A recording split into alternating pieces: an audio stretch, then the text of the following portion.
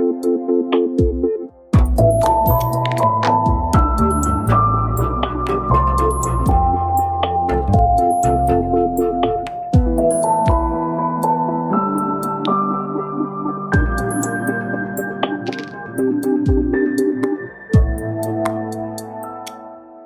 es el segundo episodio de la serie Acceso a la Justicia. Esta serie la pensamos con Santiago de Francisco Vela, como parte de la investigación del Laboratorio de Diseño para la Justicia en la Universidad de los Andes, en Bogotá, Colombia. Conocí a Rubén en el 2017 cuando me invitó a participar en el segundo seminario internacional de diseño de productos basado en la interacción, la experiencia y las emociones. El año pasado tuve la fortuna de ser editor en la revista chilena de diseño y Rubén presentó un trabajo que se enfocaba en la representación de elementos lúdicos y didácticos para enseñar a niños sobre cómo funcionan los tribunales en Chile. Y esa fue una de las razones por las que quise invitarlo a esta serie. Mi nombre es Santiago de Francisco Vela. Mi nombre es Mariana Salgado. Esto es Diseño y Diáspora.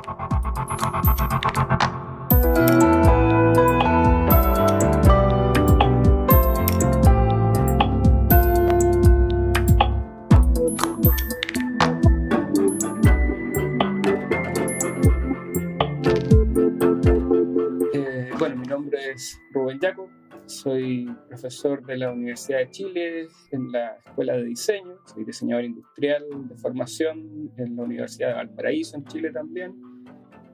Tengo algunos posgrados en diseño, hice dos magíster o dos máster o maestrías, como le digan, depende de la latitud, y un doctorado en la Universidad Politécnica de Valencia, en España.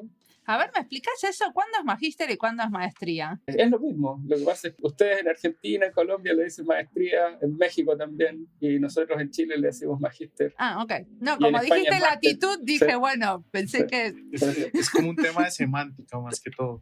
Absolutamente, sí. Sí, antes incluso habían como diferencias. No, lo que pasa es que un máster tiene 90 créditos y una maestría tiene 120. La verdad es que nunca fue así. O sea, no dependía de eso. ¿Y qué estudiaste en las maestrías? Diseño, básicamente. En la primera, diseño de nuevos productos, y en la segunda, fabricación de nuevos productos. Fue muy, muy dura, muy técnica.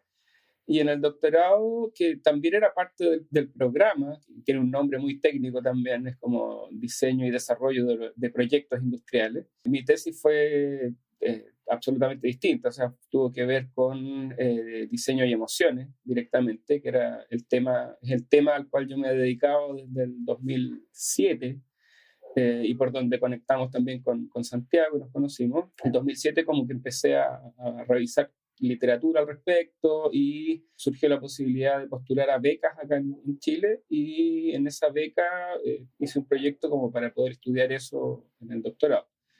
Y desde ahí que estoy en eso. ¿Y qué descubriste del diseño y las emociones? ¿Qué descubrí?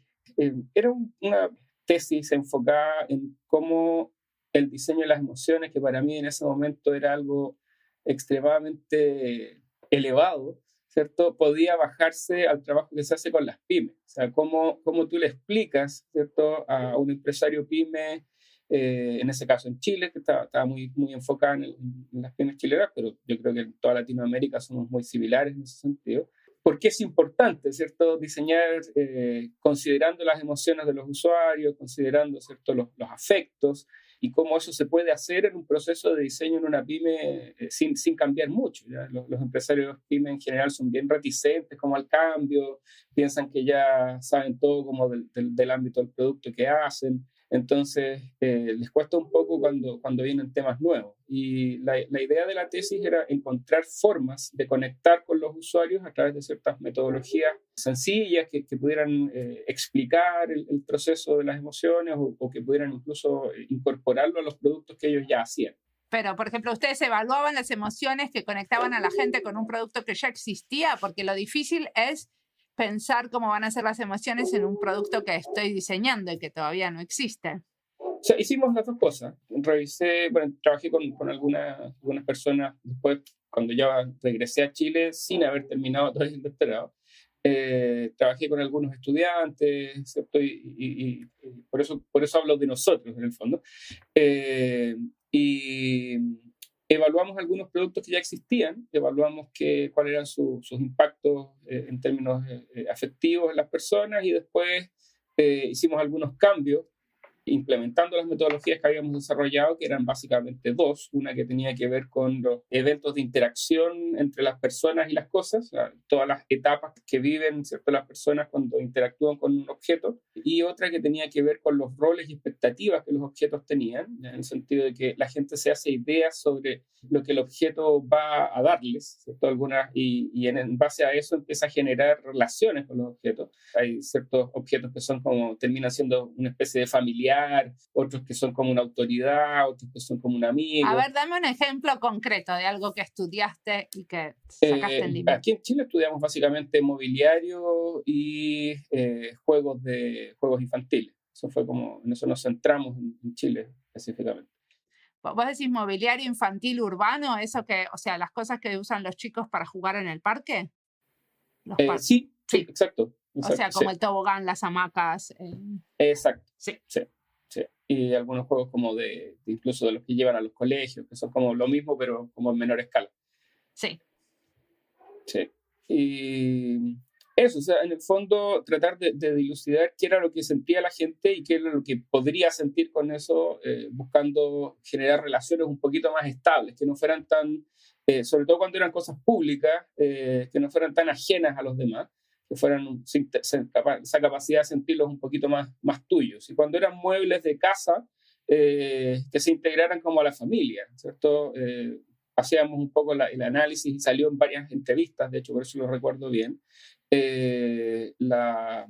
esta relación que se generaba con muebles como, qué sé yo, el armario de la abuelita, la mesa que tienes en el comedor o en el living de tu casa, y donde has tomado desayuno y hecho cenas familiares y han habido miles de eventos, y esa mesa termina incluso a veces media desarmada o va cambiando el color, ¿cierto? Ya no se ve bien si era madera o qué, pero la gente la sigue teniendo ahí, la aprecia y es uno más de la familia, ¿cierto? Hasta que falta. Ya se suele apreciar más cuando falta que cuando está. Perdóname, Marian. A mí hay una cosa que me parece muy interesante de lo que menciona Rubén, sobre todo, digamos, con esta aproximación desde las emociones, y es que yo creo que desde siempre el diseño se ha pensado para mejorar la vida de las personas, ¿no? De una u otra manera, y cuando entran estas metodologías o estas teorías de, no sé, incluir las emociones o pensar en la felicidad de la gente o en el bienestar, pues pareciera que desde antes no se estuviera haciendo, ¿no? Entonces empezar a evaluar esto, a mucha gente le parece un poco absurdo que se haga, porque es como, pues desde siempre hemos pensado que el diseño tiene que mejorar, pero la realidad es que muchas veces la gente se ha llenado de muchos más objetos en su hogar, por ejemplo, y no necesariamente eso está contribuyendo de alguna manera a entender más sus emociones o a pensar sobre sus emociones. Y creo que ese es uno de los retos más grandes, porque al final uno podría tomar las emociones como un insumo para diseñar, pero también como una herramienta para evaluar cómo, por ejemplo, envejece un producto con una persona, ¿no? Ahorita que hay muchos ejemplos donde se toca el tema de obsolescencia programada, ¿no? Que nos toca cambiar nuestros dispositivos electrónicos cada año porque sus componentes técnicos ya se vuelven obsoletos después de un tiempo. Entonces creo que eso es interesante porque, por ejemplo, lo que menciona Rubén de estas mesas que se van como envejeciendo y se van dañando y de todos modos tienen como una conexión emocional con las personas, pues es algo que de pronto los diseñadores no pueden diseñar. Es algo que se construye a partir de esas interacciones, pero que es importante entenderlo uno para poder diseñar. Hay algunas cosas que se pueden rescatar, incluso que se van incorporando a los objetos, como la capacidad de ser reparados, ¿cierto? En la misma tónica de lo que mencionaba Santiago, bueno, está claramente toda la teoría que ha planteado Jonathan Chapman, por ejemplo, respecto a la idea de que un objeto sea emocionalmente duradero. Es interesante porque tú vas encontrando ciertos aspectos de los objetos que finalmente sí son replicables, quizás al momento de diseñar un objeto nuevo, y que finalmente ayudan a lograr esa conexión emocional, nos ayudan a evitar que desechemos las cosas como quien cambia, ¿cierto?, de camiseta, y nos vamos quedando mucho más tiempo con los productos, tratando de alguna forma de hacer más lentos los ciclos productivos también, sin pensar, porque también pasa que sobre todo en el comienzo, ¿cierto? El tema del diseño de las emociones era básicamente un insumo para diseñar que la gente lo veía como incluso medio malévolo, en el sentido de que voy a conectar con las emociones y voy a comprar algo como desenfrenadamente porque no me puedo aguantar, básicamente. Y después de eso ya no había que hacer con el objeto. Afortunadamente el foco ha ido cambiando, yo creo bastante, yo lo veo incluso en los mismos estudios que puedo hacer yo personalmente con mis estudiantes, pero eso ha sido, como yo diría, universal. Ha ido cambiando hacia el logro del bienestar, ¿cierto? Hacia la generación de emociones positivas, hacia la generación de relaciones de largo plazo con los objetos entendidos como recursos para que las cosas no sean fabricadas, ¿cierto? Con obsolescencia programada, por ejemplo. Pero Entonces, ¿cómo es con el tema del mobiliario urbano? Porque por lo menos en Finlandia, por ejemplo, me acuerdo muy bien un momento que vinieron nuevas resoluciones de la Unión Europea donde decían que los juegos de plaza que teníamos no estaban cumpliendo las normativas. Entonces hubo que sacar todos los juegos de plazas de todos lados y poner nuevos que cumplieran con las normativas de la Unión Europea. Entonces hubo que renovarlos, no porque estaban obsoletos, porque el tobogán funcionaba y las hamacas funcionaban, sino porque eran como algunas normativas de seguridad que no se cumplían. En el caso de ustedes, ¿qué es lo que, o sea, a qué llegaron con este estudio de las emociones? Es que yo creo que hay dos cosas, o sea, uno tiene que ver con las normativas, no sé, respecto a la toxicidad de los materiales, la pintura, ¿cierto? Que aguanten cierto peso cuando los niños se suben más de lo que tienen que subirse, cosas de ese tipo. En general, yo diría que la mayoría de las normativas, municipios, países que adoptan o que deciden cambiar, por ejemplo, los juegos, van a ir más por ese lado. Lo que nosotros hicimos fue encontrar algunas como aportes chicos, pequeños de diseño, que podían hacer que los niños se sintieran como más cercanos al juego y que los sintieran un poco más propios. Por ejemplo, sistemas de personalización. Habían ciertas piezas o partes que podían ir cambiando, que podían incluso construirlas ellos mismos en sus casas y después llegar y ponerla como parte del juego. Entonces se hacía algún tipo de decoración o adorno que podía sacarse y ponerse con mucha facilidad y los niños lo agregaban a un tobogán, por ejemplo, y todo el costado del tobogán quedaba decorado, entre comillas, por los niños y esa decoración iba cambiando, porque al otro día llegaba otro y sacaba una y ponía la de él. Entonces era interesante esa dinámica. Y efectivamente los niños se emocionaban, para la redundancia, con la posibilidad de hacer suyo parte del juego. También lo hicimos con otros juegos, recuerdo ¿cómo se llaman? Balancines, sub y baja, creo que le dicen en otras partes, que tienen esa posibilidad también de decorar el asiento, la parte justamente del eje. Entonces tenían, ¿cierto?, la posibilidad de sacar y poner cosas del juego sin variar el diseño como más mecánico que tenía el diseño central. ¿Y con eso lograbas también que tengan más cuidado por los juegos de plaza? Exacto, sí, habían los papás lo declaraban más que los niños, que había cierta como identificación con esa plaza en particular porque ahí podían hacer esas cosas, entonces la sentían mucho más propia y efectivamente la cuidaban más, sentían que había la posibilidad también de interactuar con los niños. Se volvía un juego. La misma idea de personalizar el tobogán, por ejemplo, se volvía un juego entre ellos. Entonces iban cambiando, se intercambiaban también los adornos que le ponían, ¿cierto? Se volvía una dinámica que iba finalmente logrando una mayor personalización del tema y una mayor cercanía afectiva. Y ahora seguís trabajando con niños y niñas, ¿cierto? En algunas cosas. ¿Siempre trabajaste con chicos? No, la verdad es que es un tema complicado trabajar con niños. Yo tengo cierto respeto al diseño para niños. Yo diría que mi interés últimamente va más por el diseño para adultos mayores. Es un tema que creo que es clave también. Pero el trabajo con niños es recompensante de todas formas. Uno sabe que hay algo ahí que de alguna forma está generando futuro, hay una responsabilidad nuestra para con ellos, creo también, que tiene que ver con que uno cuando llega al mundo, ¿cierto?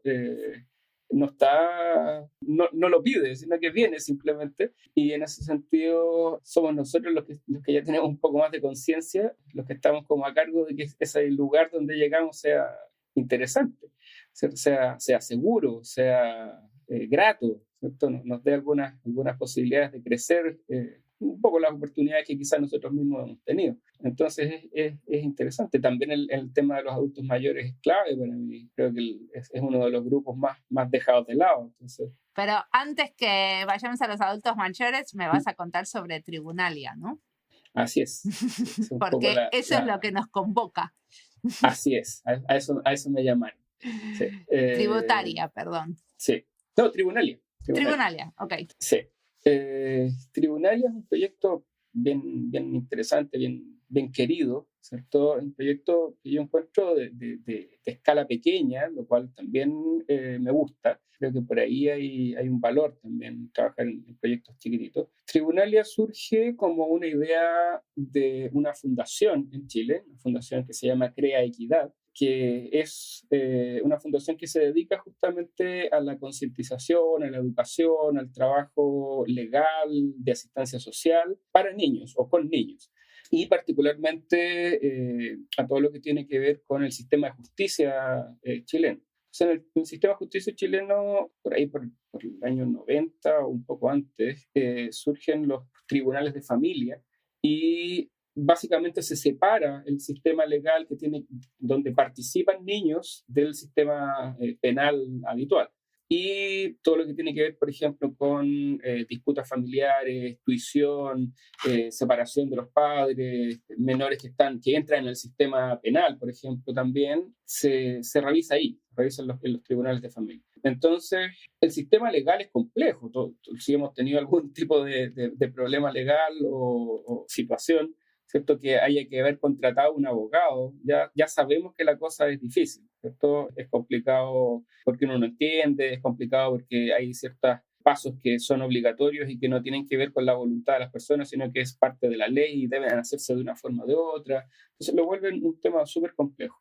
Crea Equidad genera, para efectos de explicar un poquito mejor estas cosas a los niños que participan del sistema legal, y en particular del tribunal de familia, varias iniciativas, y entre ellas surge Tribunalia, ¿cierto? Que es una representación física, una especie como de tablero de juego, ¿cierto? De los tribunales de familia. Surge como una representación súper exacta, o sea, básicamente era ver en los tribunales de familia como en miniatura, ¿cierto? Para poder explicarle a los niños cómo funcionaban, cuál era su rol, quién era el juez, dónde se iban a sentar, por dónde entraban a la sala, etc. Y eso surge de un programa de representación jurídica que ellos tienen, tus derechos, en una ciudad al sur de Chile, en Punta Arenas, una de las ciudades, de hecho, más australes de Chile. Y ahí se prueba una versión muy preliminar de Tribunalia que construyen asistentes sociales, abogados, psicólogos, ¿cierto? No había nadie de diseño en esas primeras versiones que hicieron, con juguetes, incluso tomaron ciertos monitos que podían comprar en el comercio, hicieron, qué sé yo, escenarios con lo que tenían, ¿cierto? Papel lustre, cartones y cosas por el estilo, y lo empezaron a probar. Así surge el tribunal. Y después te llamaron a vos. Nosotros entramos en realidad en la tercera iteración, ¿cierto? Pues este es un proyecto que lleva años desarrollándose. Surge como todo, así como una buena idea, ¿cierto? Pero todo el mundo tiene buenas ideas, el tema es cómo las implementamos. Entonces, en la segunda iteración, ellos hacen ya como una versión un poquito más elaborada, y recuerdo que contratan a una como artesana, ¿cierto? Que hace los pequeños personajes que tenía el tribunal, de los jueces, los actuarios, los mismos posibles actores que serían niños de distinto tipo, niños, niñas, ¿cierto? De distintas edades, colores y pesos, ¿cierto? Y era un trabajo extremadamente complejo porque ella los hace a mano, ¿cierto? Hace tipo muñequitos de cerámica. Exacto, ¿cierto? Y los pinta a mano y les hace los ojos, la sonrisa y todo así como de a uno, ¿cierto? Y si consideramos que, por ejemplo, en un solo set de Tribunalia hay como 50 personajes, era una locura. Una locura. Entonces, claro, les costó muchísimo dinero el hacer esa versión como más acabada de Tribunalia. Y ahí es donde, de alguna forma, accedemos nosotros, ¿cierto? Yo conocía a una de las personas que trabaja en la fundación, ¿cierto? La encargada de comunicaciones de la fundación, y de alguna forma me cuenta del proyecto. Y empezamos a conversar de la posibilidad de hacerlo, de reproducir esto para que tuviera alguna llegada, porque si es un solo ejemplar, ¿cierto? No tiene mayor impacto, por muy buena idea que pueda hacer. Entonces, bueno, porque eso es lo que hace el diseño, entre otras cosas, ¿cierto? O sea, los diseñadores industriales particularmente sabemos cómo fabricar y disminuir costos y mantener, ¿cierto?, la calidad y generar, ¿cierto?, mayores posibilidades de interacción, que las piezas y todo tengan, ¿cierto?, los espacios y los tamaños adecuados para que puedan ser tomados adecuadamente, que esto pueda utilizar ciertas tecnologías de las que hay disponibles ahora para hacer las figuras y no haya que estarlas pintando a mano, cosas de ese tipo. O sea, querían hacer como un producto de esto, como si fuera un Lego que se llamara, este es el tribunal para chicos. Así es, exactamente.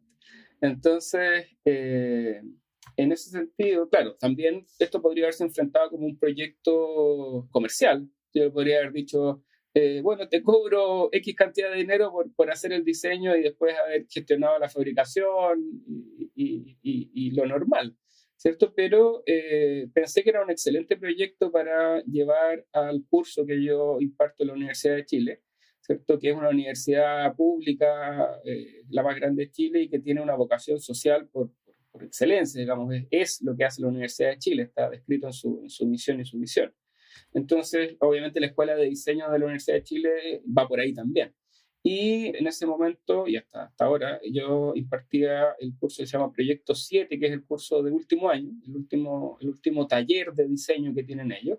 Empezó la pandemia en ese punto también, ¿cierto? Entonces, pensé que era un buen proyecto para que pudiéramos hacer en esta nueva dinámica docente que había, que era a través de estas plataformas como Google Meet o Zoom. Y ahí se los planteé a los estudiantes, les conté un poco de qué se trataba, más o menos lo mismo que les conté a ustedes antes, les mostré algunas fotos y del juego, de las iteraciones previas que habían, y ellos se motivaron muchísimo, particularmente por el componente social que tenía el proyecto y por esta idea de poder hacer más familiar el sistema de justicia a los niños, que era como el gran aporte que ese tribunal que hacía cuando era una idea en semilla aún y lo que hace ahora, ¿cierto? Entonces, en base a eso, nos juntamos con la fundación, hicimos varias reuniones como de preparación, donde ellos dieron un brief a los estudiantes y los estudiantes se separaron en equipos de trabajo y empezamos a hacer propuestas. En el fondo,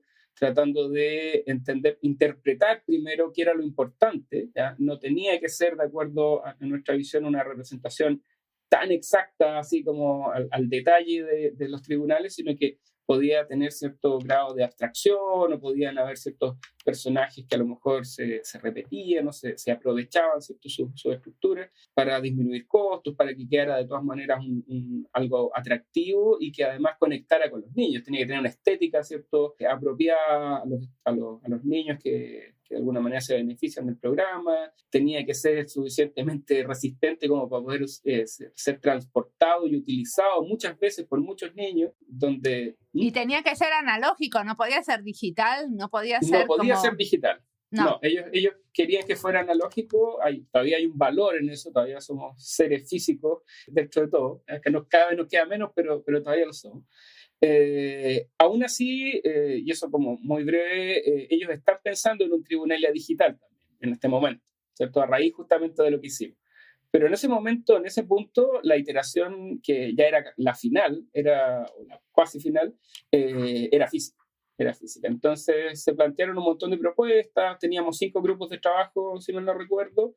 Ellos planteaban estéticas para los personajes, nuevos materiales, aprovechamiento de algunas cosas del entorno común, ¿cierto? La posibilidad de incorporar ciertas tecnologías de fabricación como impresión 3D, corte láser, cosas de ese tipo, porque de todas maneras es una producción semi-industrial a mayor escala que la que había, pero no estamos hablando de 10.000 unidades, estamos hablando de 100, 200. Pero la idea es que lo use solo la gente de la fundación o también es que en cualquier tribunal cualquiera lo pueda usar. La idea es que, o sea, la fundación tiene los derechos de juego, ¿cierto? Los derechos creativos, salvo la parte del diseño mismo, que es de la universidad en este caso, pero lo compartimos, hay un acuerdo bien establecido al respecto. Pero la idea es que llegue a todo Chile primero y ojalá después a Latinoamérica. O sea, hay varios países que tienen los mismos sistemas legales o muy similares que podrían aprovecharlo. En este punto, justo esta semana, ellos aprobaron el presupuesto para la construcción de 100 unidades. Y va a ser la primera prueba como a gran escala, ¿cierto? Donde después se va a distribuir en varios tribunales en Chile. ¿Pero no necesita un facilitador esto? Sí, lo necesita, lo tiene. De hecho, es parte de la dinámica desde el comienzo de cuando se creó, se generó la idea, ¿cierto? Porque de todas formas, sin tribunales de por medio, digamos, la dinámica era un trabajador social o un psicólogo o un abogado, ¿cierto? Explicándole al niño lo que le va a pasar en el sistema legal, ¿cierto? Eso es parte del protocolo, digamos, que ellos tienen. Por lo tanto, Tribunalia en el fondo es la interfaz entre esa persona y el niño que de alguna forma se ve involucrado en eso sin saber por qué.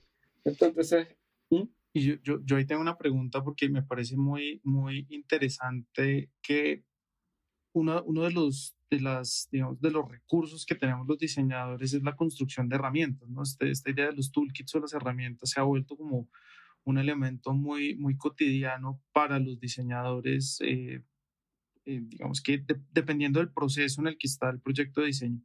Pero en este caso, Tribunalia se vuelve como una herramienta para poder generar esta interacción un poco más, digamos que cercana a los niños, ¿no? Es una herramienta, digamos que tiene una dinámica lúdica y que tiene como unas reglas, entiendo yo, que es como una especie de juego. Entonces, no sé si nos podrías contar un poco ya como en la dinámica propia de Tribunalia, cómo funciona. Sí, eso es algo que incorporamos desde el diseño en realidad, porque primero era un uso absolutamente libre. Básicamente, la persona, el facilitador, tomaba las piezas y le decía, mira, aquí te vas a sentar tú, este es el juez, se sienta acá, ¿cierto? No mucho más. Como un ensayo Exacto, más. Exacto, sí, como una maqueta básicamente que reproducía el sistema legal. Y una de las primeras cosas que nosotros pensamos y que fue muy bien recibida por la Fundación fue la posibilidad de crear ciertas dinámicas preestablecidas o crear una usabilidad distinta en la herramienta, ¿cierto? Y surgieron cartas que iban representando algunos personajes, cartas que iban representando algunos utensilios o herramientas que son parte del sistema, no sé, los más característicos como el mazo del juez, ¿cierto? Donde dicta sentencia, pero también hay computadores, hay cámaras, incluso hay una sala paralela, estas que tienen un espejo, las salas Gesell, ¿cierto? Que permiten observar a los niños en una situación un poco más privada. Están, ¿cierto?, todo lo que tiene que ver con los micrófonos y sistemas de grabación. O sea, como que les cuentan a los chicos que van a ser observados. Sí, entre otras cosas, se les cuenta, es parte también del protocolo. O sea, aquí ellos no se salen del protocolo. Cuando los niños están en esas salas saben que están siendo observados. Las dinámicas están como muy establecidas y ellos las conocen, digamos, a la perfección. Gente que trabaja en eso, digamos. Entonces, la idea era que hubiesen dinámicas distintas. No solamente, mira, esto va a ser así, sino que los niños en general preguntaban ciertas cosas y les costaba mucho entender por qué algo no era así, ¿cierto? O por qué no podía ser así. Entonces, con estos juegos de cartas, por ejemplo, ellos tienen la posibilidad de, en base al azar o a cómo esté pensado, elegir, por ejemplo, un personaje y que la historia se centre en ese personaje. O sea, qué es lo que pasa con ese personaje y por qué está ahí. ¿Por qué está ahí en su utensilio? ¿Cuál es el rol? ¿Cuál va a ser la interacción con ellos? ¿Cuándo se cruzan dentro de las distintas dinámicas? ¿Cierto? Por ejemplo, con el guardia, con un policía, con el juez, ¿cierto? ¿Por qué hay gente que queda detrás, por ejemplo, de un biombo? Ya ellos no los pueden ver, a pesar de que saben perfectamente que es su papá, su mamá, su tío o alguien con ellos con quien han tenido interacción en el pasado. Una de las intenciones también es de conocer esto y que la Fundación lo recalca bastante, es evitar la revictimización de los niños en el sistema legal, que es algo bien habitual, ¿cierto? Porque cuando tú estás en la misma sala, ¿cierto?, compartiendo con alguien que a lo mejor te golpeó o te dañó de una forma más compleja, es evidentemente un problema, ¿cierto? Si los niños ya saben que eso va a ocurrir así, que hay ciertos sistemas de protección, que ellos están resguardados, ¿cierto?, y que básicamente todos los actores están ahí para su cuidado, es distinto, ¿cierto? Los niños lo enfrentan de otra forma. Entonces esas dinámicas tratamos de reproducirlas a través de ciertos juegos de cartas, algunas posiciones preestablecidas en el tablero que antes no existían, ¿cierto? De tal manera que muchas veces el facilitador puede apelar a eso, en vez de partir como desde cero y simplemente contarle un poco a su idea lo que va a pasar, ¿cierto? Jugar a ciertas dinámicas con el niño y en esa dinámica también que él vaya entendiendo o ella vaya entendiendo lo que le va a pasar en el tribunal. Es como un juego de roles, de alguna manera. Tiene un poco de eso. Anticipa al futuro para darle como más transparencia. Pero en todo esto supongo que el tema de las emociones se juega mucho, ¿no? Porque cuando uno está jugando un juego de roles y no están los personajes reales, es muy diferente que cuando están los personajes reales. Sí, por supuesto, por supuesto. O sea, creo que el tema de las emociones, bueno, en los niños es mucho más complejo, ¿cierto? Hay ciertos desarrollos incluso cognitivos y físicos ya a nivel, digamos, del cerebro que todavía no están completos. Entonces, las emociones son mucho más potentes, son menos controlables, ¿cierto? Y justamente la idea de la fundación, que además tiene muchos psicólogos participando dentro de su personal, es poder controlar un poco eso. O sea, en la medida que tú conoces lo que te va a pasar, ¿cierto? Las emociones son un poquito más controlables, más, diría yo, tenues, ¿ya? En algún sentido, sobre todo cuando son emociones que por su naturaleza normalmente tienen una alta intensidad, ¿cierto? Como el miedo, ¿cierto? La ansiedad, cosas de ese tipo. Y decime, ¿me das algún ejemplo de cómo las emociones influenciaron en el diseño de lo que hicieron? En este caso no hubo una medición de emociones formal, ¿ya? Esto como las que solemos hacer, por ejemplo, cuando hacemos investigación ya más académica. Nosotros utilizamos harto instrumental tipo electroencefalografía, medición de los gestos faciales y cosas de ese tipo, más que nada para confirmar algunas presunciones o algunas hipótesis que vamos descubriendo en la práctica. Pero en este caso fue más intuitivo, ¿cierto? Descansamos bastante en los psicólogos de la fundación y en las iteraciones previas que ellos tenían. O sea, en ese sentido estaba bastante como cuidado el diseño y el desarrollo de Tribunalia, y lo ha seguido estando. Al respecto, por ejemplo, una cosa importante que pasó dentro del desarrollo con los estudiantes del juego, para llegar al diseño actual, ¿cierto? Fue que cuando aparecieron la idea de las cartas y de los juegos, de los microjuegos dentro de este gran juego que es Tribunalia, se volvió atrás un poco y se volvieron a hacer focus group con niños, ¿ya? Para justamente tratar de entender cómo ellos iban a procesar esta idea de las dinámicas con cartas, con juegos, más allá de que fuera una herramienta solo de explicación, ¿cierto? Y ahí obtuvimos, ¿cierto? algunos insights respecto a las emociones que sentían, a cómo las iban a experimentar, si era bueno o era malo las ideas que estábamos haciendo. Quizás algunas de las primeras, sobre todo, eran un poquito más bruscas en términos de la exposición a las situaciones que podían venir. Entonces, estuvo bien controlado en ese sentido, con mucho apoyo de parte de la fundación, pero muy intuitivamente también, o sea, como a veces es el diseño, ¿cierto? Rubén, ¿y ustedes lograron ver, por ejemplo, un caso donde algún niño hubiera usado Tribunalia y después se hubiera tenido que enfrentar como una situación en un tribunal? ¿Cómo fue ese cambio? ¿O cómo pudieron ustedes ver que hubo una diferencia entre usar Tribunalia o no usar Tribunalia?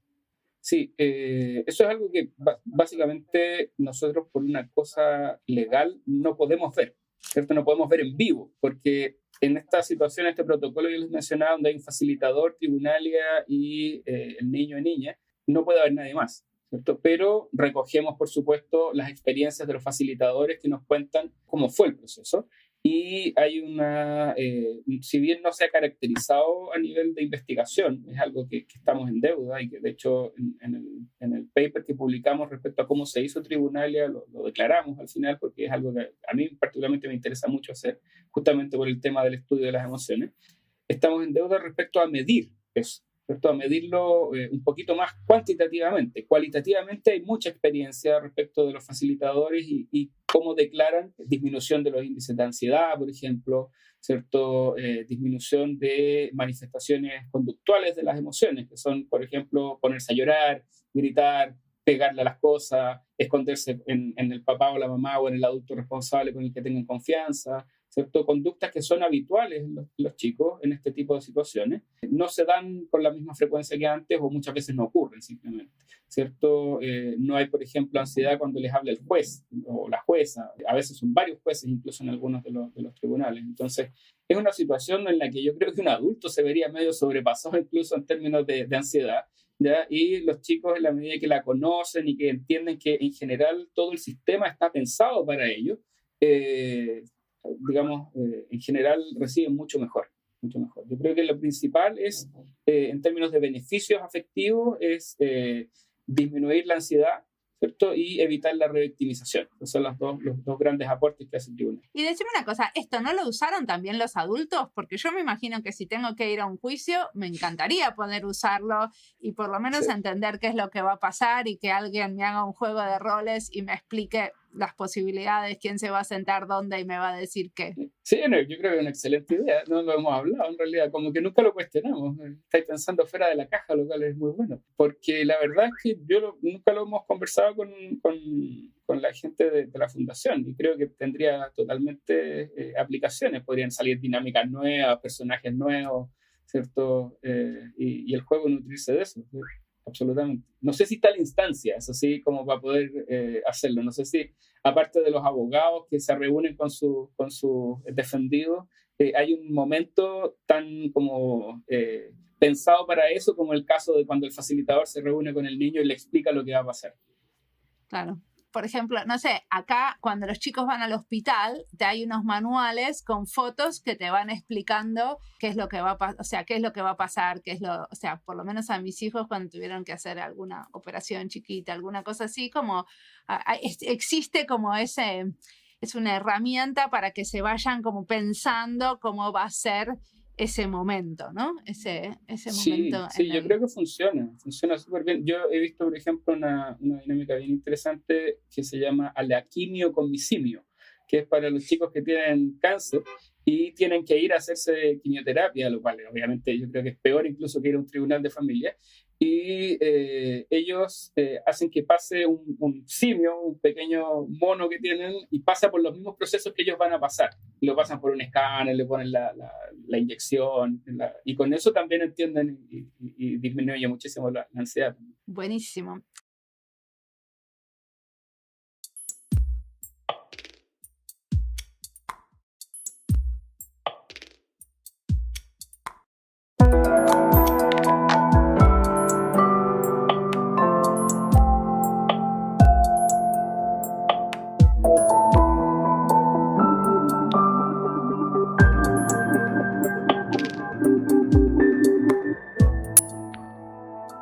Esta entrevista es parte de las listas Chile y Diseño, Acceso a la Justicia y Educación en Diseño. La selección de esta serie la hicimos un poco juntos y bastante por iniciativa de Santiago, que como trabaja en el tema, conocía a mucha gente genial para entrevistar. ¿Cómo fue esto de la búsqueda de gente? ¿Con qué criterios la hicimos? Bueno, Mariana, primero busqué entre los contactos que tenía cerca, que sabía que estaban haciendo cosas relacionadas con el acceso a la justicia y temas afines. Es un tema, yo creo que es bastante nuevo, entonces no hay mucha gente trabajando en eso. También aproveché que había sido editor invitado en la edición especial de Diseño Legal, Diseño para la Justicia y Diseño para las Políticas Públicas de la Revista Chilena de Diseño. Ahí pues busqué entre las publicaciones o entre las ponencias que enviaron y seleccioné un par de autores que me parecieron interesantes. Luego, para darle un giro y más diversidad, porque ese también es el enfoque que tiene este podcast, pues nos pusimos contigo a mirar como qué otros contextos podríamos buscar, ¿no? Las primeras entrevistas estaban muy cerradas como a mi contexto, pero siempre es bueno como tratar de buscar otros matices. Y no solo aplicando metodologías de diseño, sino también explorando otras herramientas que permitieran expandir la visión de lo que es la justicia. Entonces, esos fueron los criterios que usamos. Sigamos escuchando a Rubén.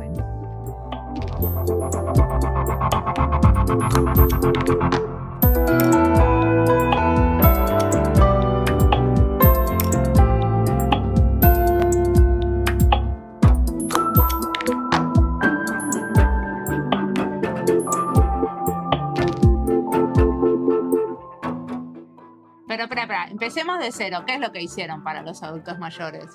Hemos hecho varios proyectos, estamos en eso con varios estudiantes. El del cual me podría referir, ya quizás más de forma más amplia, es uno que se llama Macanudo.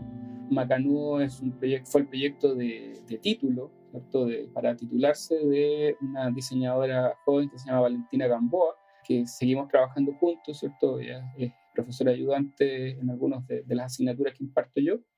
Y es un sistema narrativo, ¿cierto? Para contar historias de tu vida en una situación colectiva. Normalmente son grupos de adultos mayores que se reúnen y que tiene que ver con la posibilidad, ¿cierto?, de que algunas instituciones u organismos, que aquí en Chile se llaman juntas de vecinos, ¿ya?, reúnen a los adultos mayores de un sector, de una población, y los invitan a participar y a tener ciertos encuentros con relativa regularidad.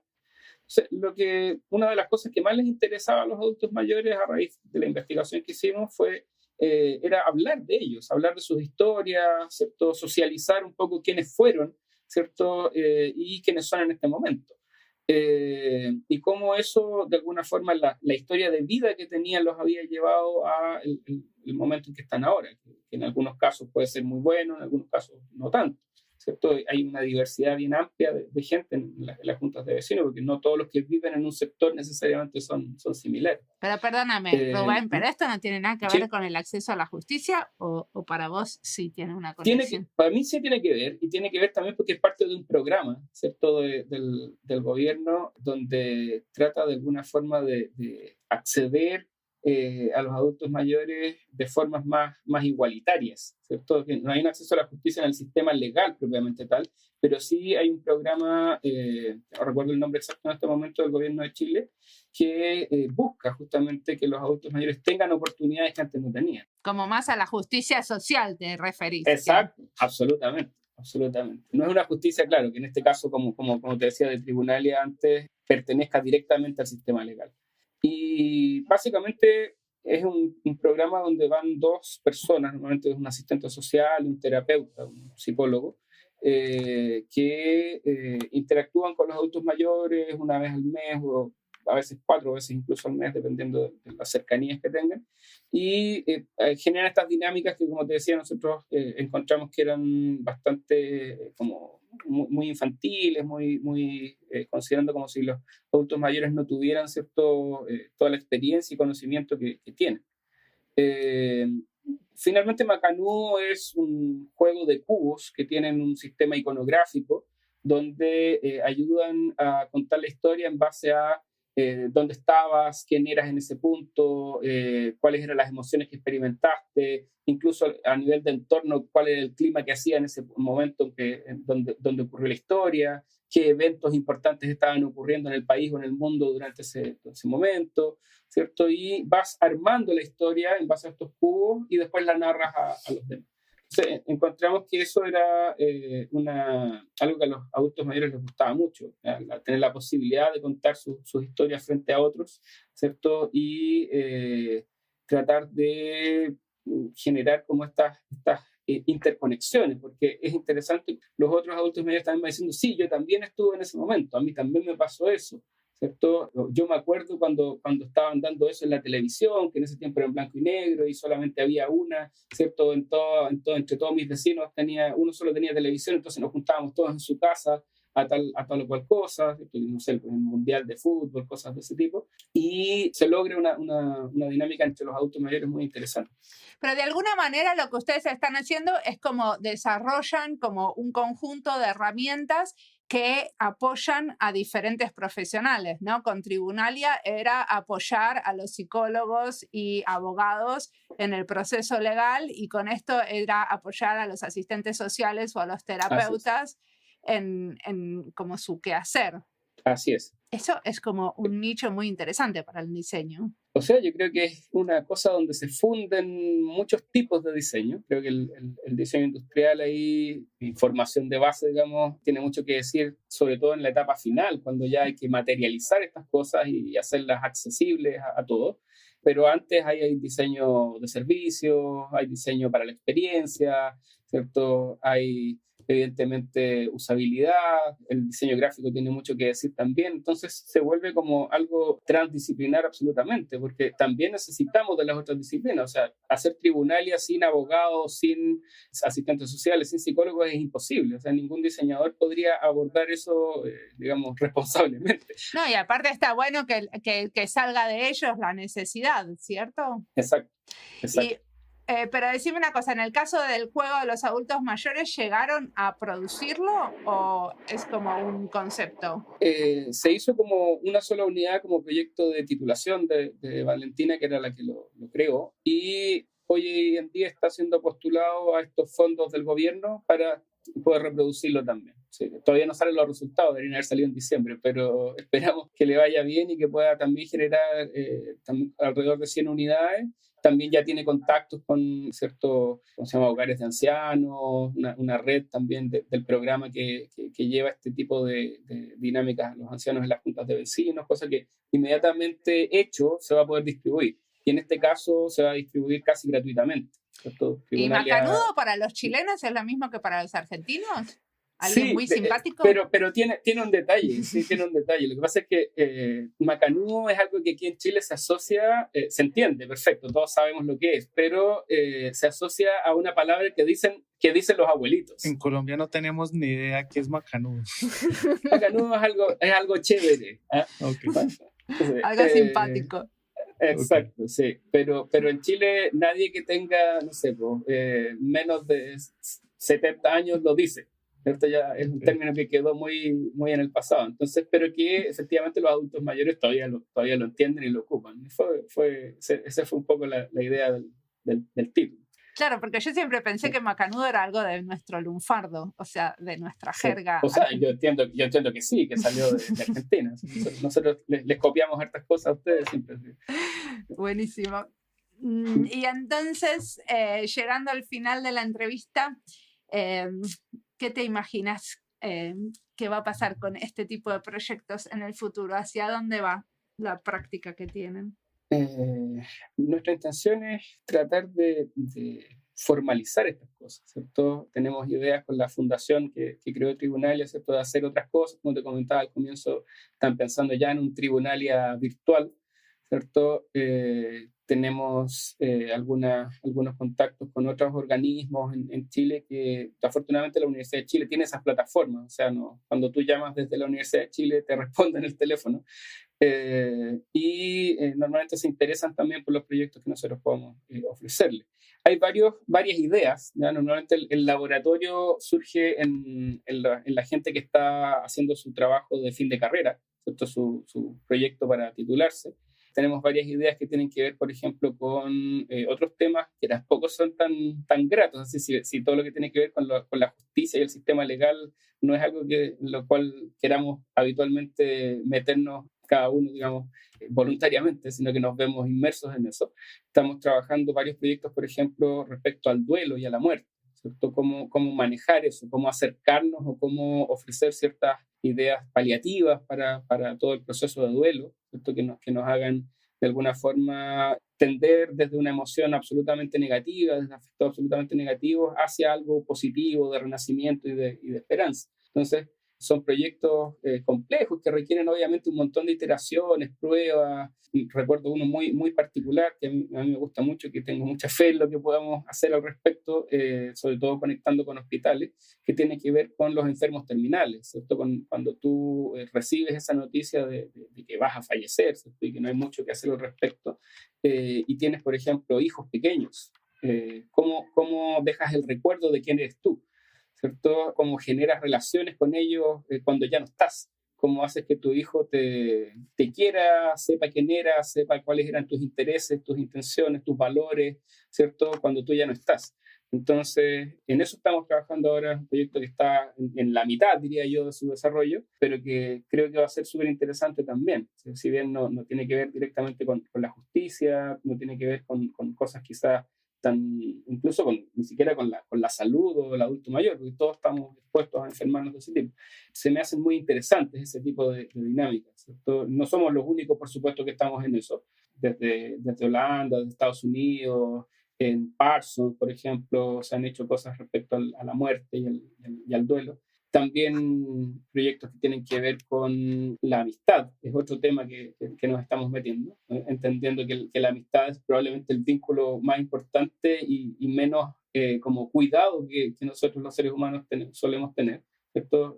Nos cambiamos de amigos, como cambiamos de ropa, ¿cierto? Cambiamos de amigos cuando pasamos del colegio a la universidad, cambiamos de amigos cuando pasamos de la universidad a ser adultos, a trabajar en una empresa u otra, ¿cierto? Bueno, algunos cambian y otros no, claro. O sea, exacto, van quedando algunos, ¿cierto? Van quedando algunos, pero muchos desaparecen, ¿cierto? Entonces, esa falta de cuidado que tenemos con la amistad, ¿cierto? Es un tema que también estamos tratando de hincarle el diente y buscar algún aporte que se pueda hacer desde el diseño. Bueno, algunos desaparecen no porque uno tiene falta de cuidado, sino porque deja de tener intereses comunes. No es siempre por falta de cuidado. Pero cuando tú dejas de tener intereses comunes, al final vas descuidando la relación, vas separándote. Al final la amistad, entre otras cosas, la sostienen las experiencias en común, efectivamente. Incluso más que los intereses en común. Tú puedes tener amistad súper profunda con personas que no tienen intereses en común, pero que viven cosas juntos, ¿cierto? Es súper interesante la teoría de la amistad. Yo como diseñador no tenía gran idea de eso y los últimos 2 años he estado estudiándola. Y la amistad cambia, por ejemplo, con el tipo de amistad cambia con la edad, ¿cierto? Cambia con el género, ¿cierto? Las mujeres se hacen amigos de sus amigos de otra forma que los hombres y lo valoran de otra forma. La cantidad de amigos que uno tiene depende de quién es uno también. Hay cosas que en realidad uno no se cuestiona, como que las sabe, ¿cierto? Porque son de sentido común, pero que nunca las ha visto escritas, y cuando las ves escritas te maravillas, porque obviamente es súper complejo y además uno es juez y parte, ¿cierto? Todos tenemos amigos, todos hemos vivido, ¿cierto? Todos hemos peleado con un amigo alguna vez, ¿cierto? Nos hemos puesto en la buena después, entonces son cosas interesantes. Creo que esto da para toda otra entrevista, ¿no? Cuando tengamos avances concretos, encantado. Sí. Buenísimo. Y decime, ¿qué cosas te inspiran en este momento? ¿Qué estás leyendo, escuchando, mirando, que querés recomendar? Yo recomiendo que vean el documental Get Back de los Beatles que salió hace poco. ¿Ya? Sí. Solo para Beatles maníacos, dura 7 horas y algo. Lo tenía en la agenda. Sí, son 3 capítulos de 3 horas cada uno casi, o sea, un poco menos, donde te sientes junto con los Beatles, ya, componiendo con ellos, ya, es una cosa increíble, o sea, incluso en la etapa donde estaban como enojados y peleados, según la literatura, no era tan así, seguían siendo justamente lo que estábamos hablando recién, amigos, pero amigos que se enojaron en algún punto, amigos que peleaban, amigos que se recomponían.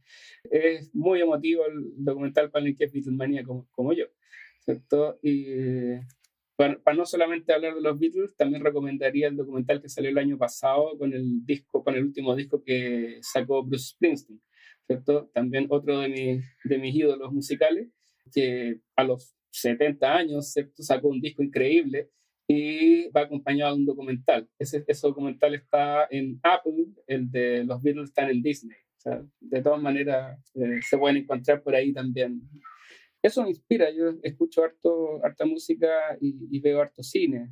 A nivel de cine, yo creo que, o series, por ejemplo, que ya hoy en día son casi cine, también creo que te ayudan un poco a darle vuelta a pensamientos que no tienen que ver con diseño ni nada, pero que de alguna forma uno los termina desencadenando ahí. Entonces, yo les recomendaría, por ejemplo, la serie Mare of Easttown, que salió este año. Es una serie donde trabaja Kate Winslet, la de Titanic, muy interesante, de policías, muy cruda la serie, pero muy, muy, muy buena. No sé si es tan conocida, pero ampliamente recomendable. Buenísimo. ¿Querés preguntar algo todavía, Santiago? Que yo hablo demasiado, perdón. No te preocupes.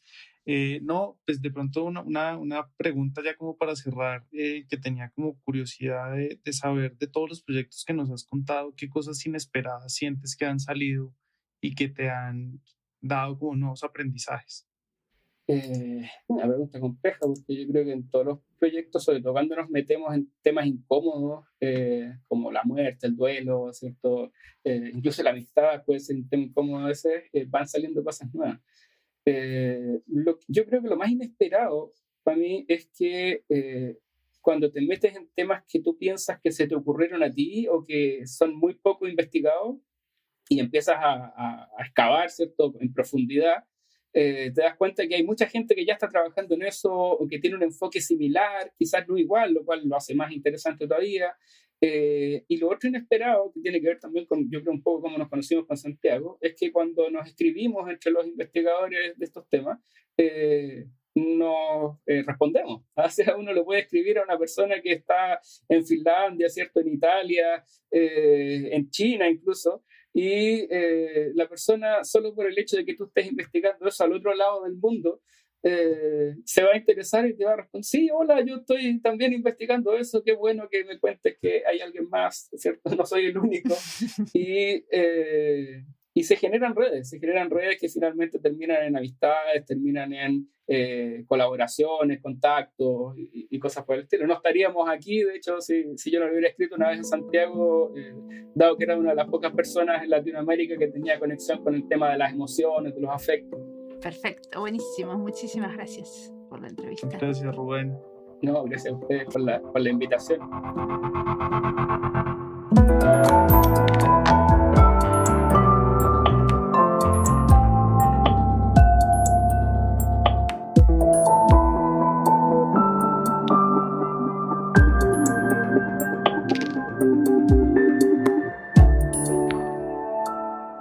El trabajo de Rubén haciendo representaciones en 3D de la situación que puede suceder en un juzgado es para mí súper interesante. En general, es interesante esto de los diseñadores ofreciendo y diseñando elementos para entrenar a la gente ante posibles situaciones.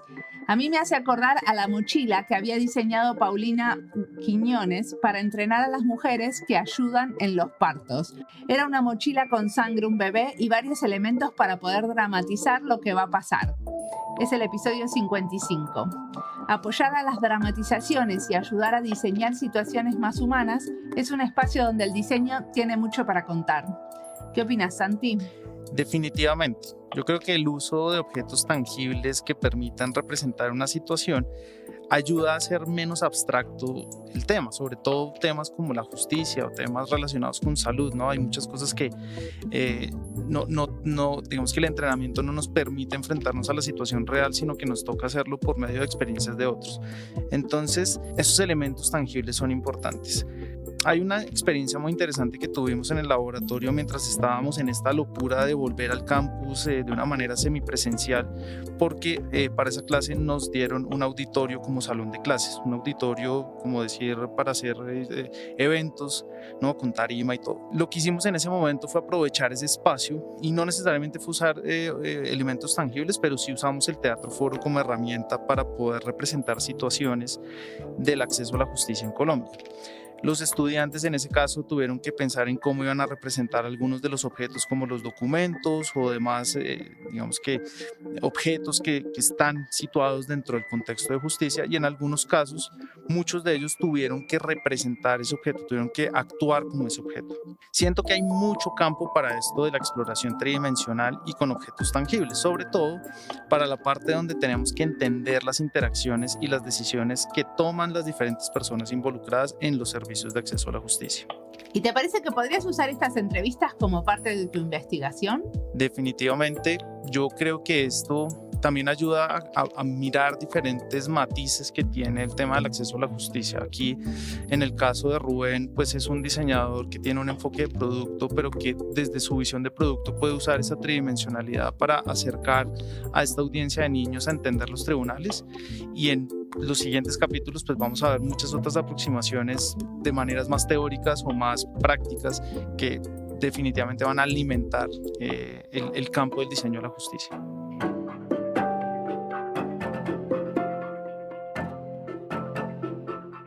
Como siempre, la música del podcast es de Antonio Zimmerman. El diseño de sonido es de Andy Fechi.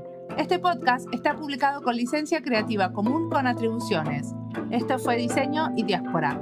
Pueden seguirnos en nuestras redes sociales, en YouTube, Instagram y Twitter, o visitar nuestra página web diseñoydiaspora.org. No olviden recomendarnos. Nos escuchamos en la próxima.